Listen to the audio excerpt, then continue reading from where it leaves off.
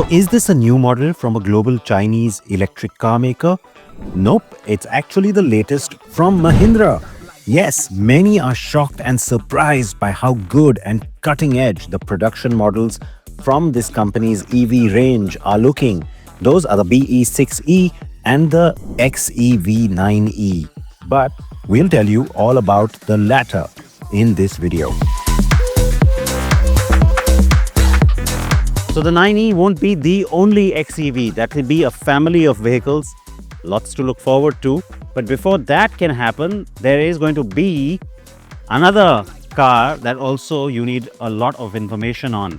So while that embargo has lifted, this one lifts at 5 p.m. today.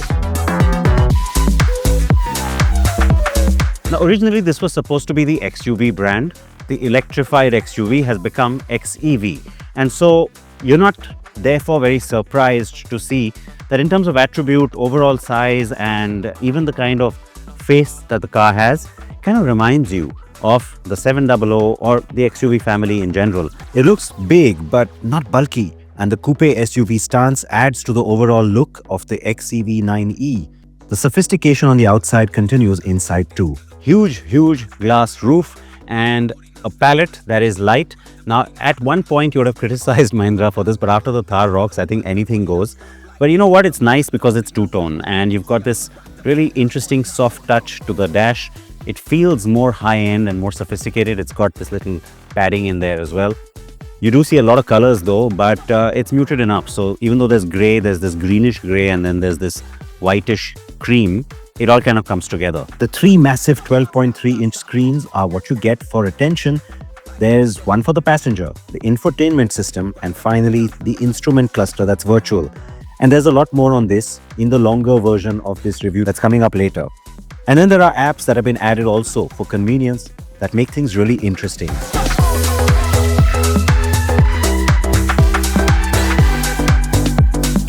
But let's talk about how it drives. You've got just the right seat position, just the right amount of adjustment on all the other things that I need to have, like the mirrors and the steering wheel itself.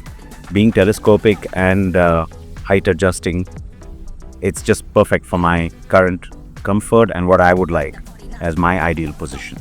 Now, once again, we're in sort of a congested situation with a narrow road, just single lane with a lot of traffic. And the car's maneuverability once again comes into play here. Despite the fact that it's bigger, it is still pretty maneuverable. That's just the first impression. So that was the quick take on the 9E. Our complete and longer review starts now.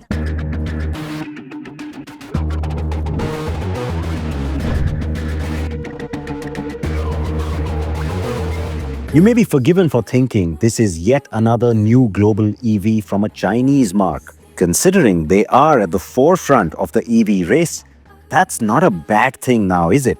But that's not the only way to describe the XEV9E from Mahindra. It's the first of many to follow on the company's new in-glow electric platform. Now, originally this was supposed to be the XUV brand. The electrified XUV has become XEV.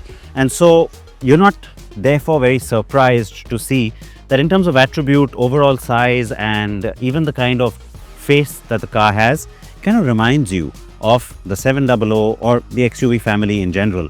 And so even though it's not exactly the same signature, the lighting has a little bit of a hark back to that. Now, there's no grille, it's an electric, but there's this sense of a grille that's been given with these vertical lines.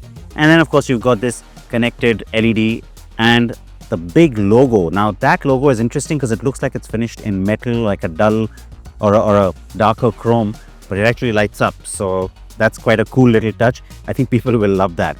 The bumper, the fact that you have a two-tone, just kind of holds that SUV idea really close to that design. Same holds true for these huge wheel arches. And then this massive proportion that you see that's exaggerated in terms of muscle and a sense of strength, because again, no engine in here, but you do get a huge frunk, 150-liter frunk, which is nice and different. Coming around to the side, you see again XUV 700 like handles which pop out. And then again, this two-tone element with the in-glow badging. That's just kind of a way to signify that that's where the battery sits. Coupe roofline that comes down, cute little quarter glass, also where you have the handle for the rear door. I'm again not sure why that was necessary. You could have just had regular handles. But It's just a design quirk and I think they like it. Big wheels, and what's nice is that they fill up the wheel arch quite well. Sharp LEDs at the rear which complement the LEDs up front, and a really ample proportion at the back. I think it's this part of the car for me that does look a little bit stretched and does throw the proportion off just a little bit. But otherwise, in terms of stance, the car looks big because it is. And so you'd think there's good space on the inside too, and there is. The seats are well bolstered, there's good knee room and under-thigh support for all occupants, so comfort is pretty good. Mahindra has gone bonkers with the tech though that it offers on this one. Huge glass roof and a palette that is light. Now at one point you would have criticized Mahindra for this, but after the Thar rocks, I think anything goes. But you know what, it's nice because it's two-tone and you've got this really interesting soft touch to the dash. It feels more high-end and more sophisticated. It's got this little padding in there as well.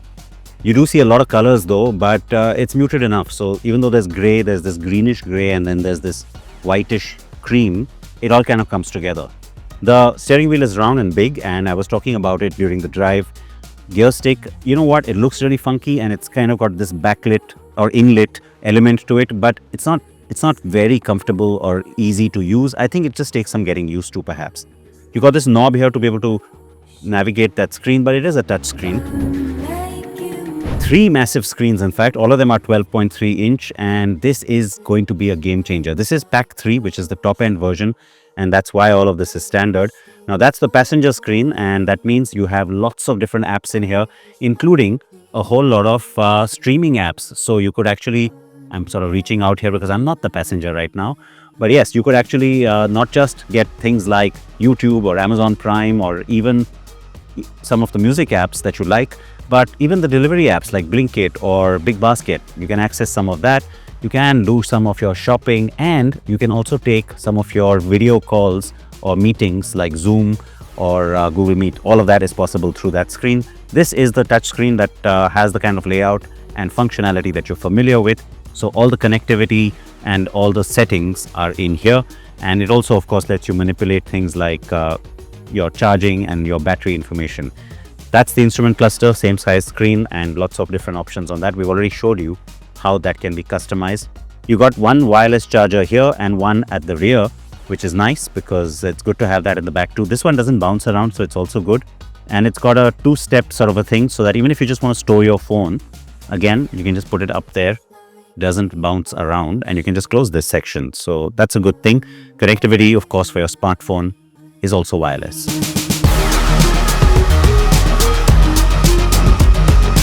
And it is good to see Mahindra continuing with its plan of democratizing tech.